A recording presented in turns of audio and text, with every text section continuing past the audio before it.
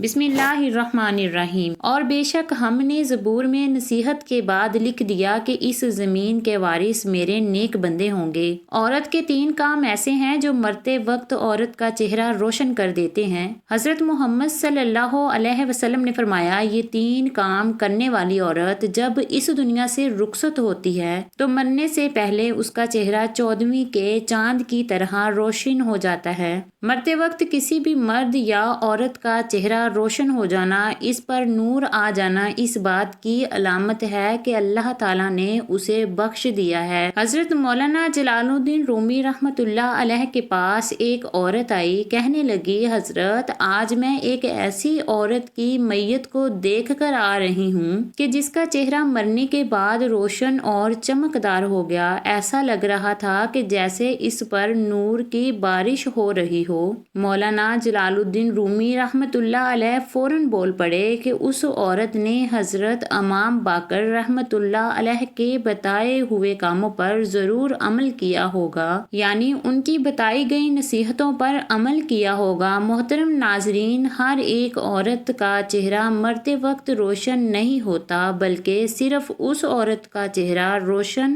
اور پر نور ہوتا ہے جو اپنی زندگی میں یہ 3 کام سر انجام دیتی ہے۔ تو وہ عورت مولانا صاحب سے کہنے لگی، حضرت مجھے بھی وہ 3 کام بتائیے کہ وہ کون کون سے ہیں۔ ہو سکتا ہے کہ میں بھی ان کاموں کو اپنا لوں تو میرا یہ کالا اور گناہوں میں ڈوبا چہرہ مرتے وقت تو روشن اور چمکدار ہو جائے۔ مولانا رومی رحمۃ اللہ علیہ نے فرمایا، میں نے امام باقر رحمۃ اللہ علیہ کی زندگی کے بارے میں پڑھا ہے، آپ کا علم پڑھا ہے اور آپ کے اقوال پڑھے ہیں۔ آپ فرمایا کرتے تھے کہ عورت کے لیے پہلا نیک عمل یہ ہے کہ وہ شادی کے لیے کسی نیک انسان کا انتخاب کرے، کسی اچھے متقی اور پرہیزگار انسان کا انتخاب کرے۔ نکاح کرتے وقت اس کی نیت یہ ہونی چاہیے کہ میں تو گنہگار ہوں، خطا کار ہوں، لیکن جب میں کسی انسان کے ساتھ نکاح کروں گی تو وہ میری زندگی میں آنے والے نیک انسان جو 5 وقت کا نمازی ہوگا، نیک اور عبادت گزار ہوگا، اور جب اس کے منہ سے کوئی بات نکلے تو قبول ہوتی ہوگی۔ جب وہ میری زندگی میں آئے گا تو مجھے بھی 5 وقت کی نماز اور قرآن پڑھنا، روزے رکھنا، صدقہ و خیرات کرنا اور دوسرے نیک اعمال کی تلقین کرے گا۔ تو جب میں اس کے نیک کاموں کی باتوں پر عمل کروں گی تو ایک تو مجھے اپنے شوہر کی بات ماننے کا ثواب ملے گا، جو کہ ہر عورت کو ملتا ہے کہ جب وہ اپنے شوہر کی حکم کی بجا آوری کرتی ہے۔ دوسرا، جب میں 5 وقت کی نماز ادا کرنے کے لیے وضو کروں گی تو یہ وضو میرے چہرے کو اس دنیا میں بھی اور آخرت میں بھی روشن کر دے گا۔ ناظرین کرام، قیامت کا ہولناک دن ہوگا، ہر مرد و عورت پریشان ہوگا، نفسا نفسی کا عالم ہوگا، لوگوں کے چہروں پر کرب اور تکلیف کے باعث ہوائیاں اڑ رہی ہوں گی، تو اسی میں ایک عورت ایسی بھی ہوگی کہ جس کا چہرہ 14ویں کے چاند کی طرح چمکتا ہوگا۔ دوسری عورتیں جب اس کا چمکتا روشن چہرہ دیکھیں گی تو حیران رہ جائیں گی۔ قیامت کے دن کوئی عورت یہ نہیں پوچھے گی کہ کون سی کریم لگاتی ہو، بلکہ جس عورت کا چہرہ زیادہ روشن اور چمکدار ہوگا تو دوسری عورتیں اس سے پوچھیں گی کہ بتاؤ دنیا میں کون سا ایسا عمل کیا کرتی تھی کہ جس عمل نے قیامت کے ہولناکیوں میں بھی تیرے چہرے کو روشن کر دیا ہے۔ تو پھر وہ عورت کہے گی کہ میں دنیا میں یہ عمل کرتی تھی۔ نمبر 1 فرمایا گیا، شادی کے لیے نیک اور متقی شخص کا انتخاب کرنے والی عورت، جب نیک اور متقی شخص اس کی زندگی میں آ جاتا ہے تو یہ اس کی زندگی میں ڈھل جاتی ہے، نمازی بن جاتی ہے، قرآن پڑھتی ہے، حق بولتی ہے، سچ بولتی ہے، اچھا اخلاق اپناتی ہے، محلے کی عورتوں کے ساتھ اچھے اخلاق کے ساتھ پیش آتی ہے، اپنے گھر کے بڑوں کا ادب کرتی ہے، چھوٹوں پر شفقت اور مہربانی کرتی ہے، بد لحاظی، بدتمیزی اور بد اخلاق سے بچتی ہے، تو مرتے وقت روح بعد میں نکلتی ہے، اللہ تعالیٰ جنت کا ٹکٹ پہلے دے دیتا ہے اور اس کا چہرہ روشن کر دیتا ہے۔ سبحان اللہ۔ محترم ناظرین، کچھ بدبخت لوگ ایسے بھی ہوتے ہیں جو عورت کی زندگی میں داخل ہوتے ہیں تو اس کی زندگی کو اجیرن بنا دیتے ہیں، دنیا میں بھی اس کی زندگی کو جہنم بنا دیتے ہیں اور اس کی آخرت بھی تباہ و برباد کر دیتے ہیں۔ تو حضرت امام باقر رحمۃ اللہ علیہ نے فرمایا، جو دوسرا عمل جس سے عورت کا چہرہ مرتے وقت روشن ہو جاتا ہے وہ ہے پردہ۔ فرمایا، پردے میں رہنے والی عورت کا چہرہ بھی مرتے وقت ایسا چمکتا ہے جیسے 14ویں کی رات کا چاند چمک رہا ہو اور نہایت ہی خوبصورت ہو جاتا ہے۔ جو عورت پردے میں رہتی ہے اور غیر محرم مردوں کے سامنے جانا گوارا نہیں کرتی، اس کے حوالے سے ایک واقعہ ملاحظہ فرمائیے کہ مدینہ شریف کی دہلیز پر ایک عورت رہا کرتی تھی جو بے حیا تھی۔ بے حیائی اس قدر کوٹ کوٹ کر بھری ہوئی تھی، وہ غیر محرم مردوں کے سامنے جاتی تھی اور فحاشی پھیلا رہی تھی، یعنی غیر محرم مردوں کے سامنے جانا، اپنی نمائش کرنا اور ان سے غیر اخلاقی گپ شپ لگانا، وہ بے حیائی میں بڑی ہی مشہور تھی۔ نبی کریم محمد مصطفیٰ صلی اللہ علیہ وسلم سے ایک دن چبوترے پر بیٹھ کے سورید کھا رہے تھے۔ سورید کہتے ہیں گندم یا جوں کی روٹی کو گوشت یا شورمے میں پکانا تاکہ وہ اچھی طرح سے نرم ہو جائے۔ اسی دوران اس عورت کا وہاں سے گزر ہوا۔ جب نبی کریم صلی اللہ علیہ وسلم کے پاس سے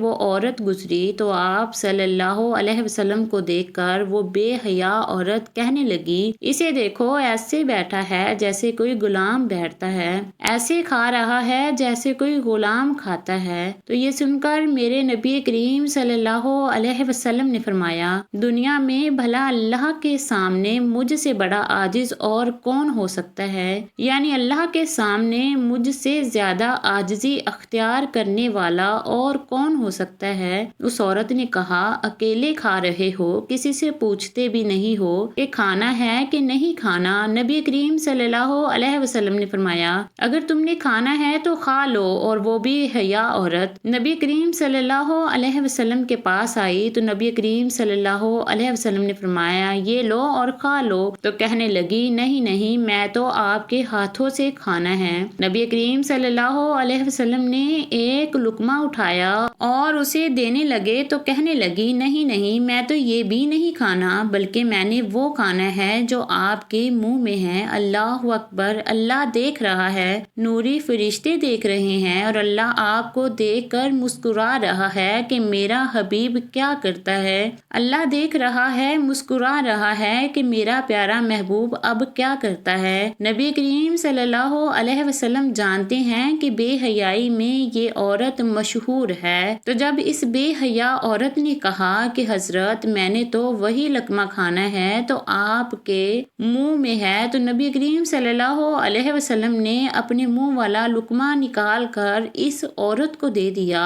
اور جیسے ہی اس عورت نے لقمہ کھایا تو اس کے اندر ایک انقلاب پیدا ہو گیا۔ نبی کریم صلی اللہ علیہ وسلم کے منہ سے نکلا ہوا لقمہ جو کھایا تو پھر ساری زندگی اس عورت نے کسی مرد کو اپنا چہرہ نہ دکھایا۔ کہنے والے کہتے ہیں کہ پھر اس عورت نے کبھی کسی کو اپنا چہرہ نہ دکھایا اور جہاں بھی جاتی پردہ کر جاتی۔ پھر ایک دن نبی کریم صلی اللہ علیہ وسلم کے قریب سے گزری تو اس کی نظریں نیچی ہیں۔ آپ صلی اللہ علیہ وسلم نے پہچانا تو یہ وہی عورت ہے، تو آپ صلی اللہ علیہ وسلم نے دعا فرمائی، اے پردے میں چھپی عورت، اللہ تعالیٰ تیرے پردے میں چھپا چہرہ روشن کر دے۔ جب وہ مر رہی تھی تو رات کا وقت تھا، گھر سے باہر 14ویں رات کے چاند نے پورے علاقے کو روشن کر رکھا تھا، جب گھر کے اندر پورے کمرے کو اس با پردہ عورت کے پردے کے اندر چھپے چہرے نے روشن کر رکھا تھا۔ پھر فرمایا گیا، تیسرا کام ہے بسم اللہ پڑھنے کا عمل، یعنی جو عورت ہر کام شروع کرنے کرنے سے پہلے پہلے بسم اللہ الرحمن الرحیم کہتی ہے تو اس کے متعلق ایک عورت کا واقعہ قابل ذکر ہے کہ وہ باتوں ہی باتوں میں ہر بات میں بسم اللہ بہت زیادہ پڑھا کرتی تھی، یعنی جب کوئی بھی کام شروع کرتے وقت اور اختتام پر بسم اللہ ضرور پڑھا کرتی۔ اس کا شوہر بڑا ہی منافق انسان تھا تو اس عورت کا یہ عمل اس کے شوہر کو بڑا ہی ناگوار گزرتا۔ اب شوہر نے اپنی بیوی کو شرمندہ کرنے اور بے عزت کرنے کی غرض سے اسے ایک تھیلی دی اور کہا کہ اسے سنبھال کر رکھ دو۔ اب اس بیوی نے بسم اللہ پڑھ کر اپنے شوہر سے وہ تھیلی لی اور بسم اللہ پڑھ کر ایک محفوظ مقام پر رکھ دی۔ ایک دن اپنی بیوی کی غیر موجودگی میں اس کے شوہر نے وہ تھیلی اٹھائی اور گھر کے اندر ایک کنواں تھا اس میں پھینک دی۔ جب بیوی واپس آئی تو گلے لگا تو کہنے لگا وہ میری تھیلی جو میں نے تمہیں دی تھی مجھے لا کر دے دو۔ اس کی سوچ یہ تھی کہ جب اس کو وہ تھیلی نہیں ملے گی تو میں اسے ڈانٹوں گا اور بھرپور غصہ اس پر نکالوں گا، میں اسے خوب شرمندہ اور ذلیل کروں گا اور کہوں گا کہ تیری بسم اللہ ہی سب کچھ کروا رہی ہے۔ بسم اللہ پڑھ کر تھیلی رکھی تھی وہ غائب ہو گئی۔ وہ عورت بسم اللہ پڑھتے ہوئے اندر گئی اور بسم اللہ پڑھتے پڑھتے اپنا ہاتھ تھیلی والی جگہ کی جانب بڑھایا۔ اللہ عز و جل نے فرشتے کو حکم دیا کہ جاؤ اس اسلام کی مقدس شہزادی کا ہاتھ وہاں پہنچنے سے پہلے پہلے تھیلی لا کر وہاں رکھ دینا۔ بسم اللہ پڑھتے اس خاتون نے وہاں سے تھیلی اٹھائی اور بسم اللہ پڑھتے ہی پڑھتے وہ تھیلی لا کر اپنی خاوند کو دے دی۔